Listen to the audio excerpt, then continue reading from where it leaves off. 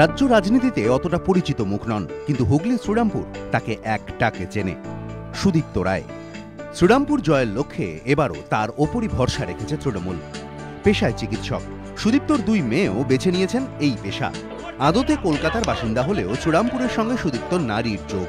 নিয়মিত যোগাযোগ রাখেন ভোটারদের সঙ্গে। ভোট যুদ্ধে নামার আগে সেই সম্পর্ক ঝালিয়ে নিতে দিন রাত এক করে ফেলছেন তৃণমূলের প্রার্থী সুদীপ্ত।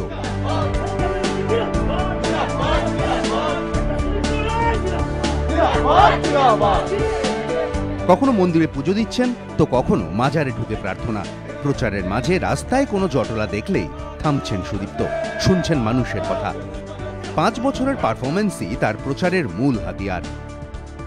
365 দিনই আমি এখানে মানুষের মধ্যে কাজ করি এবং এটা একটা বড় অ্যাডভান্টেজ।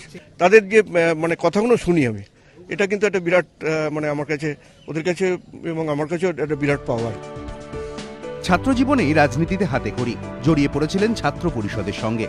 সম্ভাবনাময় ছাত্রনেতা সুদীপ্তকে চিনে নিতে অসুবিধে হয়নি তদানীন্তন কংগ্রেস নেতৃত্বের। সেই সুবাদেই 1987 সালে কংগ্রেসের টিকিটে বিধায়ক নির্বাচিত হন। পরে যোগ দেন তৃণমূলে। 2006 সাল থেকে শ্রীরামপুরের বিধায়ক।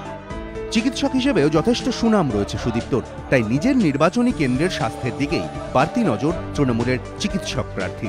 এখানকার রোগীদের একটু অসুস্থ হয়ে গেলেই ওয়ালসা হাসপাতাল থেকে তাদেরকে কলকাতায় পাঠিয়ে দেওয়া হতো, কিন্তু আমরা আসার পরে এখানে শ্রীরামপুরে 55 কোটি টাকা খরচা করে সুপার স্পেশালিটি হাসপাতাল হচ্ছে। প্রচারের আলো একেবারেই নাপসন্দ। ভোটারদের সঙ্গে সুদীপ্তর যোগাযোগ থাকে বছরভর।